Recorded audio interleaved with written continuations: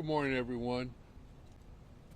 This morning, the use of deadly force task force was activated. Just to remind everyone, what that is when an agency is involved in the use of deadly force, another agency will be investigating that use of deadly force.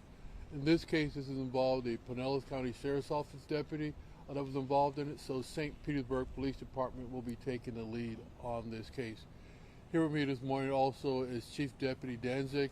He will answer any questions about the deputies, about their policy and procedure, if you have any questions. So I'm going to go over what happened. Again, this is just preliminary. Things will change, but it's just preliminary investigation. So around this morning, around 1:29 a.m., a deputy initiated a traffic stop at 113th Street North and Park Boulevard in reference to a vehicle running a red light. When the deputy made contact with the suspect, was later identified as Marina DeFlippio, that is DEFLIPPO, date of birth 8/8/59. During the traffic stop, the suspect was talking to the deputy. She was probably talking to him in Russian, he believes, and she was telling the deputy at the time that the CIA was after her, and the deputy was still talking to her. At some point, she just drives away. When she drove away, then later on during that traffic stop, deputies then used stop sticks to try to stop the vehicle.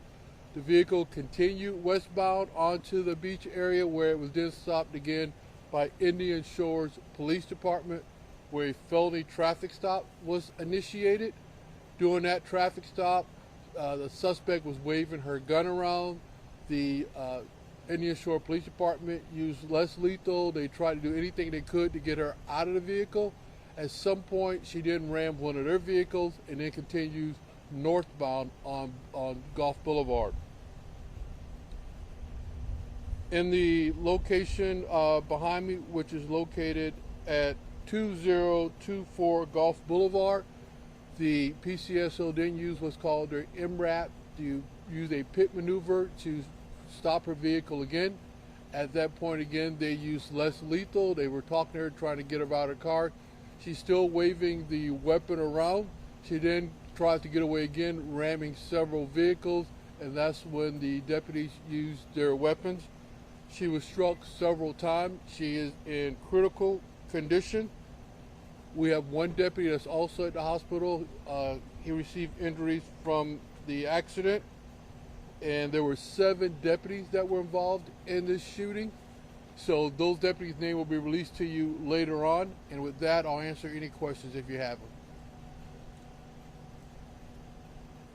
You say she was hit several times by gunfire, right? It was actual gunfire? She was hit at least 3 times by gunfire, but she hit several vehicles as she was trying to get away again when the gunfire happened. And the deputy that was injured by the crash from the vehicle where she was hitting the vehicles? Yes, we believe so. She's in critical condition. Is she expected to survive? And if so, what type of charges would she face for this? She is expected to survive. Right now, we have at least 2 aggravated assault charges on her, 1 aggravated battery charge on her, and fleeing and eluding. Do you know anything about her history as far as prior arrests, prior traffic stops, anything like that? At this time, when we looked, she has no criminal history, but again, this is an ongoing investigation, so we'll be able to release that information to you later on. Again, these deputies and these officers did everything possible because they started off de-escalating, trying to get her out of her vehicle. She wouldn't get out of her vehicle. She rammed the deputy's vehicle and the police officer's vehicle, and then she went after them with the car. Once the deputies were pursuing her, was there any high speed happening at that time? The deputies did not pursue her, so when they made that initial traffic stop and she drove off, they just got on the radio and they were just trying to make a traffic stop. They used the stop sticks, but then when they made the felony traffic stop and then she waved the gun at the Indian Shore Police Department, again, she was going northbound on Gulf Boulevard at about 20 miles an hour, and that's when they gave permission. The supervisor gave the deputy permission to do a pit maneuver. So there was no pursuit. What is the pit maneuver? Explain that. So basically, that's when our vehicle can come up and take a vehicle and just spin it out of, so we can just move it, so we can disable the vehicle. Will you guys be releasing any dash cam or body cam video at any point? We will be. As soon as we review it, we'll get it out to you as quickly as possible. And as far as deputies that were involved, any range of how long they've been with the department? Chief Deputy? Sure. I'm Chief Deputy David Danzig. It's DANZIG. There were 7 total members. They range from deputy up through a lieutenant. And I believe, just a quick glance at the time, it's probably over 20 years for the most senior, and the most junior is probably right about 2 years. And we'll get you the names and spellings out once we have some time with that. And you also mentioned Indian Shores Police involved as well. Are there a couple of officers from their department? Correct. None of the Indian Shores officers discharged their firearms, but they had done the traffic stop after the vehicle came over the Park Boulevard Bridge. Our deputies had sticked it on Park Boulevard, so when it came over the bridge, it was on flats. They did a felony vehicle stop on the vehicle and then had contact with her, and that's where they first noticed that she had a firearm or had a gun. Our deputy, when she initially made the stop on 113th and Park Boulevard, didn't see the firearm at that point. She had just driven away from the stop. And forgive me, y'all said it, the deputy that was taken to the hospital, injury status, that sort of thing. So he's I would say minor injuries, and it's a result of the vehicle crash. And I'm not sure where in the sequence of all this.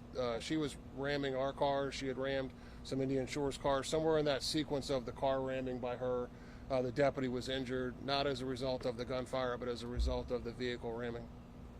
And when you say that 7 deputies were involved in this, does that mean the shooting and also any vehicles that were rammed?